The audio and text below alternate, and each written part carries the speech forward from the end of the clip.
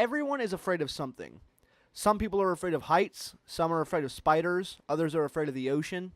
But what are we all afraid of? It's certainly not heights, spiders, or the ocean because a lot of people love those things. Those are fears that are specific to certain individuals. But there are some things that everybody, everywhere is afraid of. Let's call these universal fears. One thing that fits the description is the unknown. For example, the fear of the dark and what might be in it. Another universal fear is unreasonable evil. Evil that can't be talked to or reasoned with. Yet another is an unstoppable threat. A danger to your life that can't be stopped by any means at your disposal. Those are all things that are scary to everybody. In the world of horror filmmaking, it is often a wise choice to build your film around universal fears rather than specific niche ones. This way, your film will appeal to a broader audience. I built my horror short film Fear around those concepts.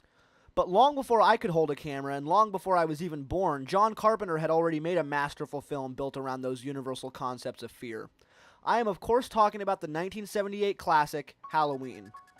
In the film, the character of Michael Myers represents all of those universal fears I previously mentioned. He's a seemingly unstoppable killer who can't be reasoned with and hides patiently in the shadows waiting for the right moment to strike. I want to talk about some of my favorite moments from the film and discuss how it builds them around universal fear. I hope you enjoy this analysis of John Carpenter's horror masterpiece, Halloween.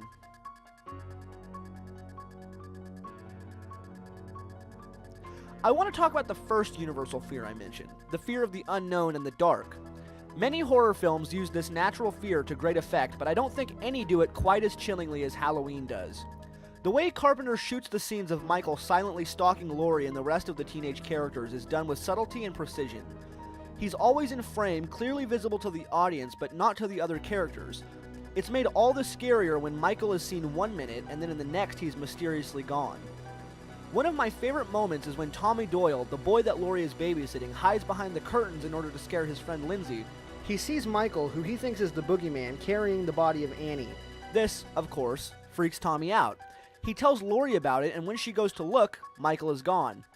Laurie checks it off as part of Tommy's attempt to scare Lindsay, but the audience knows better. And because the audience knows better, it leaves an unsettling feeling in your stomach. I think everyone can agree that the idea of somebody watching you without you knowing is scary, and Halloween uses that instinctual dread to craft several frightening scenes. Another of my favorite moments, which plays into our fear of the dark, is right after Laurie discovers the bodies of her friends. Petrified, she makes her way out of the room and leans against a doorframe to calm down. Slowly, from behind her, we see Michael's face materialize out of the darkness. This scene plays into that fear of the dark very heavily. When I was a kid, this scene made me terrified to enter a dark room alone, and even now I still get just a little bit nervous when a room is pitch black. And it's all because of this moment right here. It's a brilliantly directed scene and is, in my opinion, one of the scariest singular moments from any film ever. No gore, no mutilation, just subtle, creepy filmmaking. Hitchcock would have been proud. Speaking of Hitchcock, it's no coincidence that Dr. Sam Loomis, Michael's psychiatrist, shares a name with a character from his film Psycho. It's also no coincidence that Jamie Lee Curtis was cast as Laurie in the film. Her mother, Janet Leigh, played Marion in Psycho. John Carpenter was heavily inspired by the master of suspense, and his work on Halloween makes that very obvious. Now, the second universal fear I mentioned was the fear of unreasonable evil. Dr. Loomis, Michael's psychiatrist, makes it very clear all throughout the film that there is no reasoning with Michael. At one point, he even scoffs at the idea of referring to Michael as anything but an it. Don't you think we could refer to it as him? If you say so. Michael Myers is portrayed in this film as a person who is completely devoid of a conscience or any sense of right and wrong. This sets him apart from other horror villains. He has no motive. Jason Voorhees wants revenge for the death of his mother. Freddy Krueger wants revenge on the people that killed him. Chucky needs a new body. Jigsaw just wants his victims to learn the value of life. And Leatherface, well, Leatherface just needs to eat. Michael Myers kills people for no understandable reason. Unless, of course, you accept the BS from the Halloween sequels that says Michael was a member of a weird cult that made him kill people, but those movies are garbage and have since been uncanonized from the series. John Carpenter's original intention was to make a movie about evil incarnate, not a weird cultist who impregnates his own niece. Yes, that's a thing that happens. Anyway, Michael is a force that can't be reasoned with and kills with no purpose, which makes him far more terrifying than any of his slasher villain competition. Michael Myers certainly wasn't the first horror villain to be seemingly unstoppable, but none have done it in such a perfectly horrifying way. In this film, Michael gets stabbed in the neck, stabbed in the ribs, and shot 6 times. And each time, he gets up and keeps coming for his target. It kind of brings to mind Kyle Reese's comment in The Terminator, which came out 6 years later. That Terminator is out there. It can't be bargained with. It can't be reasoned with. It doesn't feel pity or remorse or fear.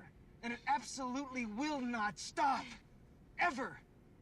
Until you are dead. Huh. I wonder if James Cameron was inspired at all by Halloween. Certainly wouldn't be very surprising. There are multiple fake-outs in the film in which we are supposed to believe that Michael has been killed. There's a great moment just after Laurie has stabbed Michael in the neck. After stabbing him, she runs upstairs to retrieve the children. Tommy asks her what happened to the boogeyman. She says, I killed him. Tommy then replies, You can't kill the boogeyman. As they are talking, we see Michael coming up the stairs in the background. It kind of brings to mind the shower scene in Psycho. We see the killer approaching, but the main character is completely ignorant. It's yet another chilling moment in this great film.